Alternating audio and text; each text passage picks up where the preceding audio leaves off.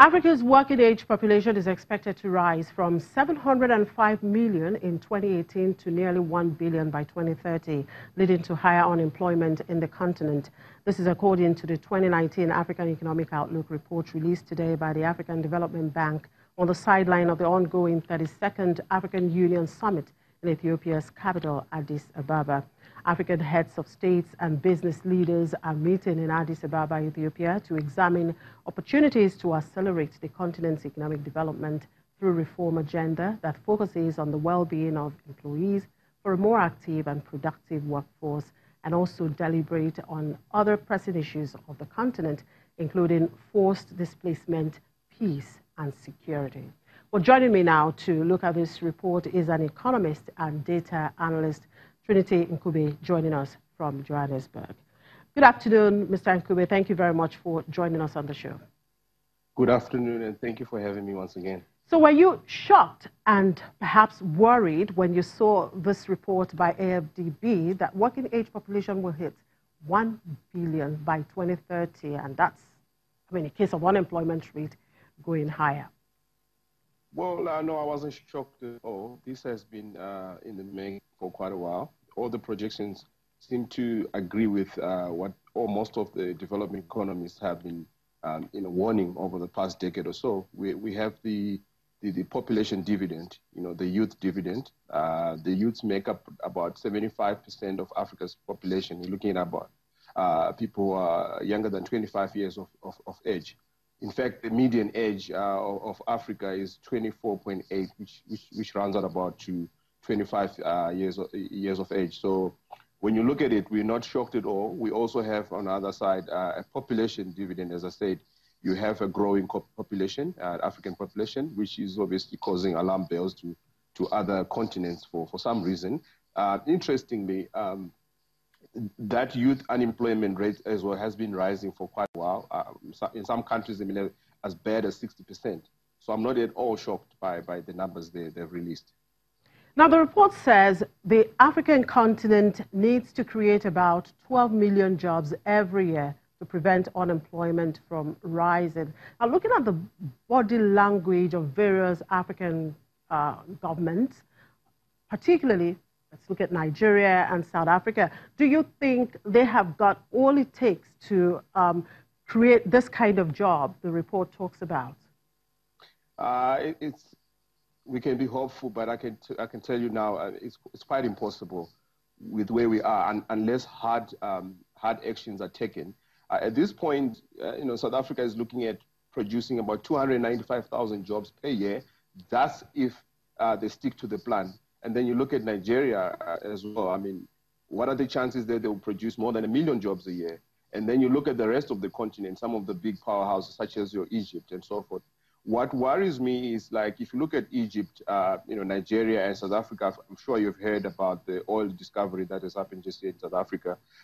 We're still to see, we have this term, what we call the Dutch disease, in which case most of these resource-abundant countries tend to base their growth on these commodities. Now, of late, what you found is with the likes of China and so forth, when commodity prices were rising, our economic growth tended to go towards that. We grew, but it wasn't growing on the fundamentals. So we had that jobless growth. There was no inclusive growth. So as Warren Buffett says, after the tide is gone, is when you see who are swimming naked. That's what we're dealing with. Now, you talked about hard action being taken. Now, the AU Summit is currently ongoing in Addis Ababa, and that's exactly where this report was released. How do you think the summit should respond to this report? Well, there has been a lot of rhetoric, around we're going to take a hard stance, against corruption. Unfortunately, we also have this political cycle going through where you have elections and so forth. So you have populist policies where most heads of state are constrained, if you may, to tackle corruption because they need the backing of some of these so-called politicians. So I remember a few years ago, former President Thabo Mbeki had a report where he alluded to Africa losing up to $250 billion in illicit financial flows as well as corruption. So you can imagine that's almost 25% of Africa's GDP. So, I mean, if we are to make any dent, we need to sort that out. So there's a lot of, how can I put it? There's a lot of self-inflicted pain in where we are as a continent. So one, I mean, obviously that has to go. We have to tackle corruption. In terms of trade, I see a lot of talk about, you know, having less tariffs and whatnot. I support that. I fully support that. But over and above that, what we would like to see is having an African bloc in which we all have political willingness to come together and go and negotiate with the other regional power, with the other global powers, you know, on in a united front. And then when it comes to the youth again, now here is where we've been saying you need to include the youth in all these discussions, because if you look at you know, the people that are at the AU right now, I mean, 75% of those people are over 70-year-olds. So you find women and the youth are really badly misrepresented at such important events where the future is actually at stake.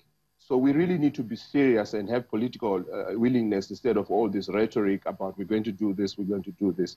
So I look at education, training, research and development. We also have digital dividends where young people can be trained and actually take up, you know, the fourth industrial revolution type skills. We got AI, got machine learning. Now, the unfortunate part, you have your Microsoft, IBM, and so forth coming in. So it's almost like an aid kind of thing, again, where you're expecting the US and all these other countries to actually bring solutions to us. We need African solutions in a design thinking, in a systems thinking kind of you know, approach in which our young people can be the ones who actually create the solutions. Now let's look at African Union, you know, as an entity, as a group. Has this group actually done well in driving economic growth? I worry. I was looking at some of the research and some of the promises that are there. We're talking about 2063. I mean, we're in 2019 right now. Why so far? You know, that for me talks about a lot of strategic planning without a lot of, you know, action. We need execution right on the ground that involves the youth. So at this point, I worry that, you know, we have summits and summits about summits, and we have meetings, and we have all these, you know, impressive, you know, policy frameworks that actually don't come to life. So I'm very worried about, you know, the trajectory at which they've really delivered little, to be honest, because we have had a lot of summits and a lot of plans that haven't really, you know, yielded into action. All right, thank you very much for your time, Trinity Ncube. Trinity Ncube is an economist and data analyst in South Africa. Well, with that, we draw the curtain on today's edition of the program. Thank you very much for watching. I'm Chimeze Obi Iwago.